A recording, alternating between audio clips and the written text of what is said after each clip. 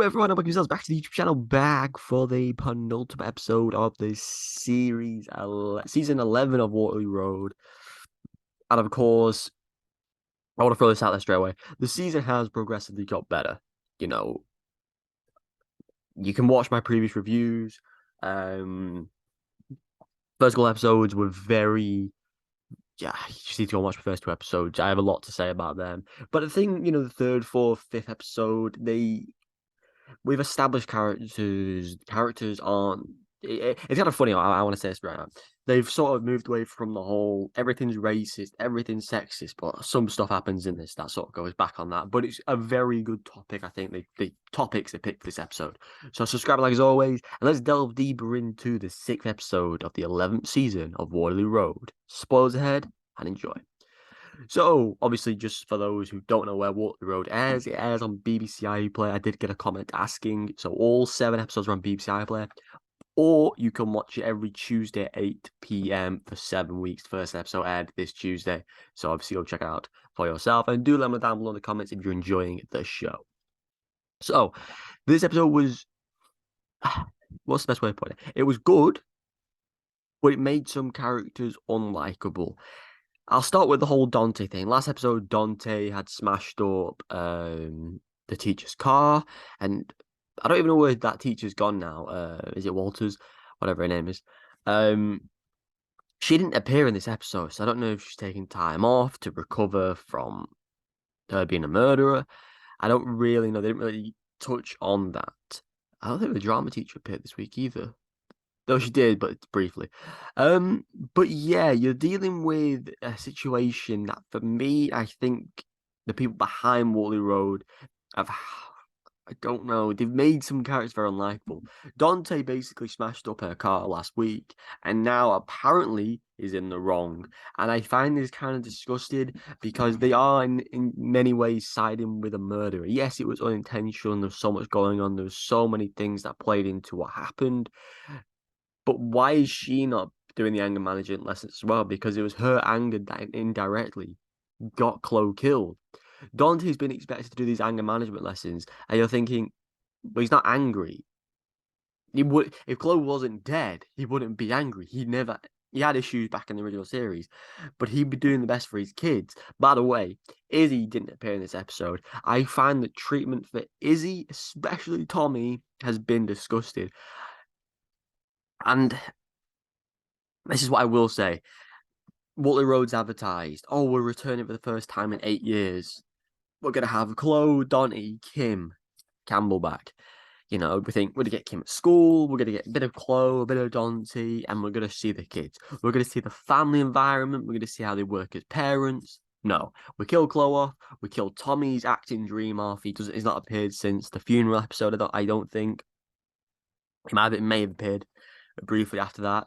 And then it's like Izzy's become an only child. But then in this episode, Izzy was non-existent. And you can't tell me there's not been points where she could have appeared. Izzy could have appeared when Sonia was on the screen because she was floating around with different characters. She was being pissed off because of the whole list thing. And for me, Waterloo Road have somehow failed to balance certain characters. They've made it too much focused on Preston, Sammy, Danny, and all these other characters. Kai, for me, doesn't really work as a character. He has very much forced himself into the situation with Preston. And I don't like how they've gone about it. Kai isn't interested in Preston whatsoever. He has always said, oh, he's the hottest guy, it's always attractive. And he's weaved his way into Preston's vulnerability and made himself closer. And the one time Preston kissed him, he said, nah, you're too drunk. Said a bit. So, not a fan of Kai's character. Preston's character has been shattered in many ways you'll ever understand. They made him such a fantastic character 2 episodes ago. Last episode, he was being a dick again. This episode, he's made the list, which obviously ended up going out of hand, which obviously wasn't meant to be a hot or not list, but ended up being a hot or not list. And the fact that his sister was on that list was a bit weird. And you... Obviously, I'm not upset I can relate because I'm a guy. Because obviously girls I don't know if girls do this thing, but I'm saying you relate to what the girls are going through. They should never be sexualized in that way. They should never be rated. They should never be targeted in that way. And I like how they included it. Maybe maybe Samir did go about things the wrong way. She could have literally just waited outside Kim's office. She could have, and then Kim could have had words with people. They could have done the proper procedures. But I do love how they had the cheerleader thing. I don't know how they improvised that in the space of like 2 minutes. Thought it was an enjoyable experience. See them put that together. I think there's some arseholes in that basketball team. What I don't like is they make the basketball teams or whoever the sports people have to be arseholes. It's not a stereotypical thing. I've been in the football team. They're not like. I mean, yeah, there's different tiers of people, but they make them out to be pricks and pigs, and then they made Noel and Dean to be likable characters in this episode. For me, it's so inconsistent. Waterloo Road, and like I said, a very enjoyable episode. Noel made everything Noel's done this series, being an absolute goon and an idiot and just an imbecile. I enjoyed the election stuff he was doing. He did this more. He helped out Samir, and I appreciate what they've done with Noel because that is good development. It goes to show he's not all bad. He isn't an asshole. He isn't a pig, if you will. So the redeeming characters, the destroying characters. As I said, Kelly Jo Rafferty is now at the best point in her entire time on Waterloo Road. She's not screaming. She's not being an idiot. She's not being a bad actor. This is how she should have been from day one. They didn't have to have her screaming and ruining the first few episodes. Um, but I like how they've developed how they're working with characters, how they're writing characters. They gave her a boyfriend. They made her fall out with Samir. She's finding her purpose. Maybe the first few episodes were the best thing for a character, but when you're watching those scenes, you're just thinking, can you shut up screaming? Can you shut up answering back? Can you shut up doing all these things? And maybe they wrote it brilliantly. Maybe they wrote it perfectly. But just from a visual perspective, it's a different experience from when you're writing it. But I like at the moment where she is. You've got Danny dealing with things. His mum returned this week, and then somewhat with Vinny, and they want the whole Danny basically got a sum of money for being accepted into the school, I think. And then Val helped him spend it on appropriate things. And these two goons showed up at Kai's party, and then Kai ended up helping out. Credit to him using the bat. I thought he was going to hit him on the head for the first viewing, but no, I think Danny's character is one of the more enjoyable ones. It's been a very big journey from being homeless to being accepted into the school, to being with Val, to seeing his mum, to the friends he's made. We know he's pushing towards dating Samir. But yeah, there's aspects of the series that are good. They made out, just going full circle back, they've made Kim to be a horrible character. I don't like, and I loved how perfectly Dante worded it. I love how the school's protecting a murderer in a Coral Walker's stance, and they're telling a guy who they've known for 20 years or so, in and out, he needs anger management lessons. I am fully in support of everything he did. It's just laughable that he's being punished. And then for the dinner lady to have an opinion that maybe it's best, it's like, well, no, you have to listen. If they want one thing to happen, for the sexy stuff, they have to have one thing for people who are killers. The Waterloo Road system of behavioural issues or whatever it may be is all over the place. And I think it's something they need to make sure they have a clearer balance on going forward. And I want to say is Dante being sort of cut from our screens as well. He appeared twice in this episode. It's just shambolic. They have used Chloe and Dante's return. Kim has to appear. She's the headmistress. There's no way around that. But they've utilized Dante and Chloe to get people to watch this show. And I find it shambolic. Having Dante appear here and there goes, oh, here's Dante. We can have another scene with him. It's just 2 scenes in this episode. We're being told he has anger issues. And the second one was he has to do, was with the dinner lady to take the sessions.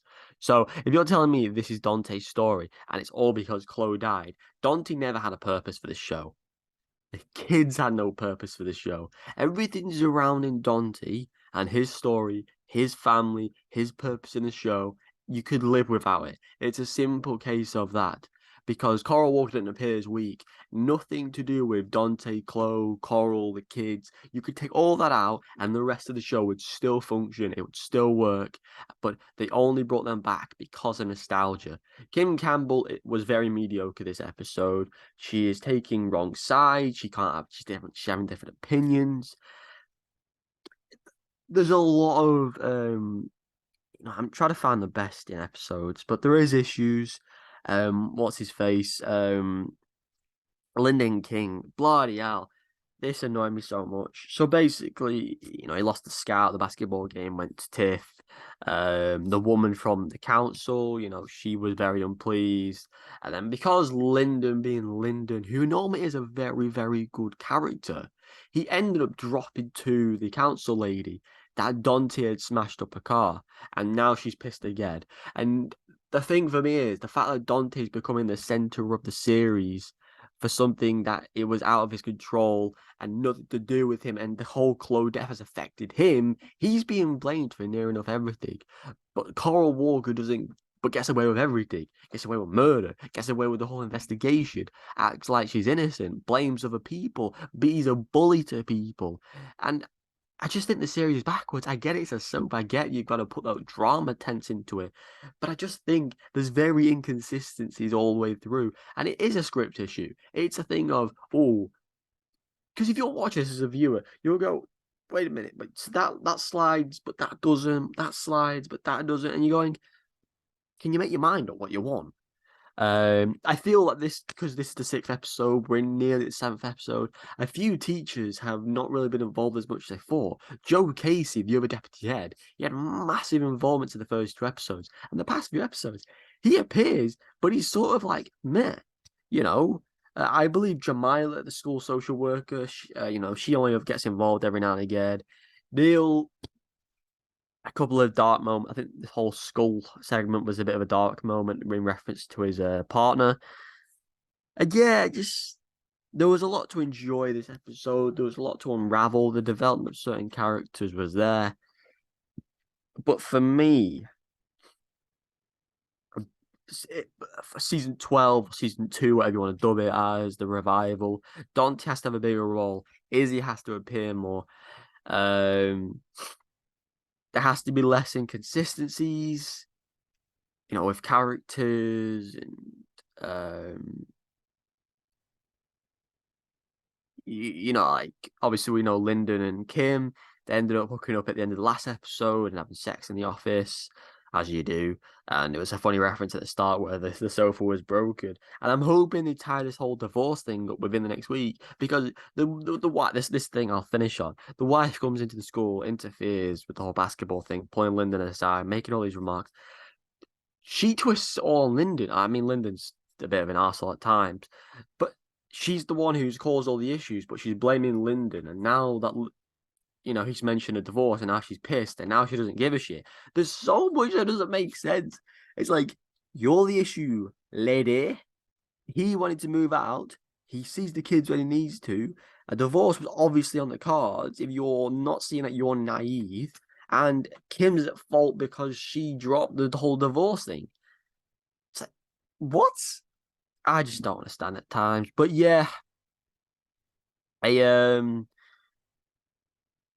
more pros than cons, but there are still lingering cons. But I will say this: Waterloo Road is so enjoyable to watch. There's something about it that just gives it a good experience. I had the same experience watching Ackley Bridge. The storylines could have been poor or mediocre, and there's something about it. But for me, this show has not got a long longevity. Um, as soon as Kim leaves, and I'm telling you now, as soon as Kim leaves, because of Dante's lack of appearances and Chloe's death, this show will die very quickly. You'll see that, and you'll see it very clearly. I won't be surprised if it gets 3, 4 seasons. It'll definitely get a second. I mean, we don't know how many. Um, I've actually just seen. I've gone because I'm on the Wikipedia. This series is set to comprise of 22 episodes. Um, So I guess we'll be back at some point with the rest. So yeah, you guys let me know down below in the comments your thoughts on the sixth episode of season 11.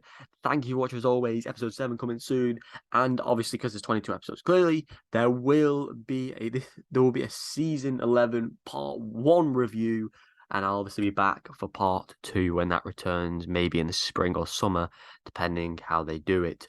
Thank you all for watching. Thank you for the support on the reviews so far. Go check out the previous reviews, check out the future reviews, and of course, stick around for more in the future. Goodbye.